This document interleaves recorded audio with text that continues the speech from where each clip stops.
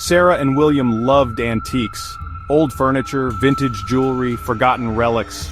One rainy Saturday they stumbled upon a dusty antique shop tucked away on a quiet side street. Inside, the air was thick with the scent of mildew and decay. It was exactly the kind of place they loved to explore. Among the chipped china and faded paintings, I spotted it. A porcelain doll, its painted eyes seemingly following my every move. It sat perched on a shelf, a tattered lace dress clinging to its lifeless limbs. Despite its eerie presence, I felt strangely drawn to it. The shopkeeper noticed her interest, his smile cold and unsettling. He offered a surprisingly low price, almost too good to refuse. Excited by their find, Sarah and William brought the doll home. They placed it on a shelf in their living room, admiring its delicate features and antique charm. They didn't realize then that they had invited something sinister into their home, something evil lurking beneath the doll's innocent facade. The disturbances started subtly, footsteps creaking in the dead of night, objects moving mysteriously, whispers seeming to emanate from the shadows.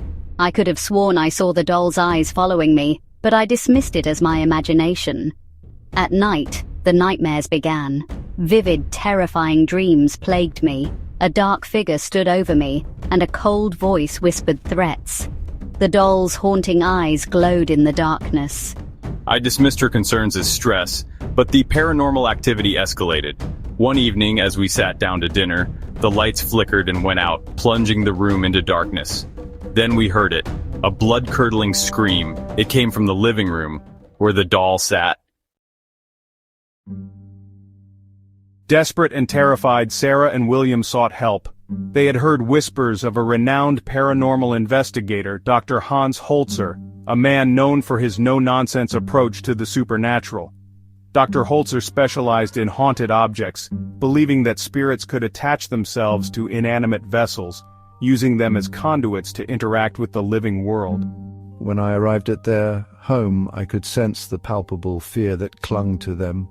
I examined the doll, its porcelain skin cold to the touch. Its painted eyes seemed to bore into me, filled with a malevolence that sent chills down my spine. I knew this was no ordinary haunted object. This was something far more sinister. The doll-maker's curse. I delved into the history of the doll, uncovering a dark and tragic past. It had belonged to a reclusive doll-maker, a woman named Agatha, who lived alone, pouring her heart and soul into her creations. Agatha died under mysterious circumstances, her death shrouded in rumors of a curse. Local legend claimed that Agatha had poured her life force into her dolls, imbuing them with a piece of her soul. And the doll in Sarah and Tom's possession was said to be her most prized creation. I theorized that Agatha's spirit, unable to find peace, had attached itself to the doll, using it as a vessel to express its rage and despair. The doll became a conduit for Agatha's unfulfilled desires, her pain and suffering manifesting as paranormal activity. Voices from beyond. I set up my equipment, cameras and EVP recorders, transforming the living room into a paranormal investigation lab. I wanted to communicate with the spirit, to understand its motives and help it find peace.